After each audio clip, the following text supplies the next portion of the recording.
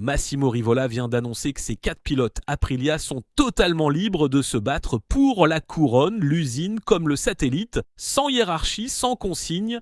Voilà, belle phrase, grande philosophie du sport, tout le monde applaudit, sauf que derrière, il y a une condition que personne n'a jamais formulée, et cette condition-là, elle change absolument tout. Parce que la liberté de ces 4 pilotes, dans les faits, elle tient tant qu'un seul homme reste derrière, et cet homme, il porte même pas les couleurs d'Aprilia. Il roule en rouge et il s'appelle Marc Marquez. Alors est-ce que c'est vraiment de la liberté ça ? Et surtout, qui décide vraiment dans ce garage ? Bon, faut bien comprendre le truc, parce qu'une liberté conditionnelle, c'est plus une liberté, c'est une consigne avec un déclencheur. On vous dit battez-vous, mais on vous dit aussi à partir de quel moment on va arrêter de vous laisser vous battre. Et le plus fou, c'est que ce moment-là, personne chez Aprilia le contrôle. C'est le rythme d'un pilote Ducati qui va appuyer sur le bouton. Du coup, on ne parle pas d'une petite phrase de team manager lâchée en conférence de presse, on parle de la façon dont le titre 2026 va se jouer, et ça commence par une équipe cliente qui a officiellement le droit de battre l'usine. Alors reprenons, parce que la situation d'Aprilia, faut se la remettre en tête pour comprendre ce que Rivola a vraiment dit. À Silverstone, le constructeur italien a pris les 3 marches du podium. Un triplé complet, waouh! Et c'est pas Jorge Martin qui gagne alors qu'il avait la pole et la victoire au sprint. Non, c'est Raúl Fernandez, un pilote Trackhouse, une équipe satellite qui vient de battre les 2 pilotes officiels un dimanche de fête pour la marque. Et au championnat, ça donne quoi ? Martin est en tête, Marco Bezzecchi est juste derrière à 31 points.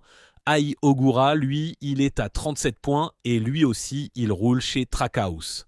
Raúl Fernandez est à 56, 4 RSGP dans les 6 premiers du championnat du monde, dont 2 qui appartiennent à une structure qui, sur le papier, est là pour servir l'usine. Vous le voyez venir, le problème.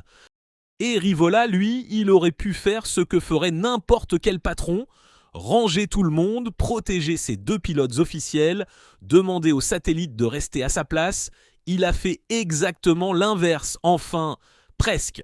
Parce qu'au micro de Sky Sport, à Silverstone, il a été très clair et je vous lis sa déclaration. Il a dit « Je les considère tous comme de vrais candidats au titre. Tous !» y compris Ogura, y compris Raúl Fernandez. Sur le moment, ça sonne très bien, c'est le patron qui refuse la hiérarchie interne, qui dit « laissez-les courir ». Moi, j'ai envie de vous dire, c'est exactement ce qu'un fan de moto a envie d'entendre. Sauf que l'Italien a enchaîné avec une deuxième phrase, et c'est là que ça devient vraiment intéressant. Il a déclaré « Évidemment, je préférerais que le titre revienne à l'équipe officielle, mais la priorité, c'est qu'Aprilia gagne ». Relisez ça doucement, il vient de dire que le nom sur la combinaison, au fond, c'est secondaire. Ce qui compte, c'est la marque. Et une phrase pareille, ça a l'air généreux, mais ça fait un truc beaucoup plus froid. Ça transforme 4 pilotes en 4 porteurs de points interchangeables.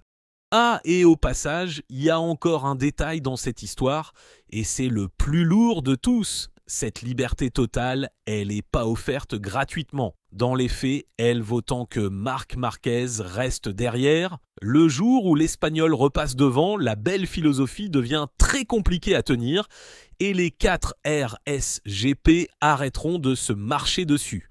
Autrement dit, la consigne d'équipe, Rivola l'a jamais annoncée, mais tout le garage sait à quoi elle ressemblera. Ce feuilleton Aprilia, on le suit jusqu'au bout ici, alors abonnez-vous. Et pour l'instant, l'écart, il tient. L'Espagnol est à 40 points du leader, donc tout va bien, tout le monde peut se battre, tout le monde est libre, et Rivola peut se permettre d'être le patron le plus élégant du paddock. Mais 40 points en MotoGP moderne, avec les sprints tous les samedis, ça peut fondre en 3 week-ends. 3 ! Et personne dans le garage italien peut faire quoi que ce soit contre ça. Et Rivola le sait très très bien parce qu'il l'a dit lui-même, il a expliqué « Marquez est clairement notre référence, l'histoire nous l'enseigne et je ne pense pas que Ducati, dominante ces dernières saisons, laissera filer ce championnat facilement ».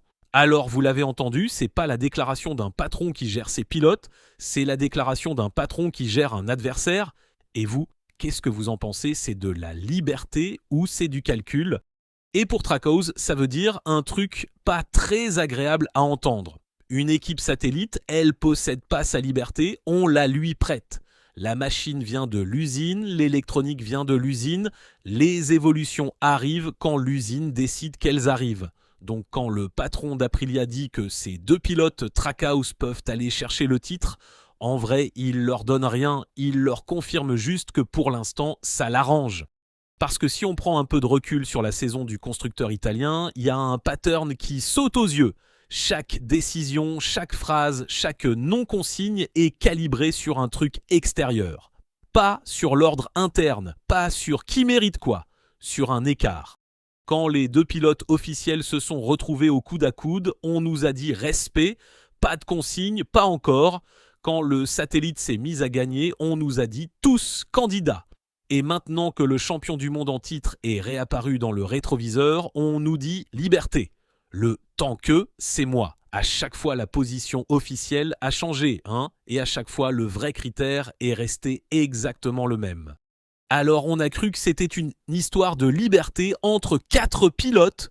En vrai, c'est une histoire d'écart avec un 5e homme qui roule même pas pour eux. Et ça a une conséquence assez brutale pour les 4 concernés. Aucun d'entre eux est le pilote numéro 1, aucun d'entre eux est protégé. Et pourtant, leur avenir est déjà réglé. Martin et Ogura filent chez Yamaha en 2027. Bezzecchi et Raúl Fernandez ont prolongé. Celui qui sera le mieux placé contre l'Espagnol quand l'écart devient dangereux deviendra le pilote de la marque. Le temps d'une saison. Et le verdict, pour moi, il est assez simple, même s'il n'est pas très glorieux. Aprilia protège pas un pilote. Aprilia protège un écart. Alors sur le papier, c'est presque défendable. Le constructeur italien n'a jamais gagné le championnat du monde en catégorie reine. Jamais. Et quand vous êtes à un titre de changer complètement le statut de votre marque, vous regardez d'abord ce qui peut vous le prendre. Et ce qui peut vous le prendre, c'est pas Ogura qui double Martin dans le dernier tour. C'est un Espagnol en rouge qui a repris plus de 60 points depuis le Mugello. Ça, c'est de la gestion de risque et c'est logique. Mais il faut arrêter d'appeler ça de la liberté. Une liberté avec une condition, c'est une consigne d'équipe à retardement. Et celle-là, elle porte déjà un nom, elle s'appelle Marc Marquez. Le jour où elle tombera, Rivola aura même pas besoin de l'annoncer, il aura juste besoin de rappeler ce qu'il a déjà dit. Et là, les 4 pilotes libres vont découvrir qu'ils avaient accepté la consigne des mois avant qu'elle existe. J'espère que cette vidéo vous a plu. Et si elle vous a plu, n'hésitez pas à la liker, la partager et lâcher votre avis en commentaire. Vous êtes plutôt team liberté totale jusqu'au bout, quitte à perdre le titre entre vous, ou plutôt team consigne assumée maintenant qu'un homme est en train de revenir? Dites-le moi, ça va chauffer. On se donne donc rendez-vous très vite pour la suite.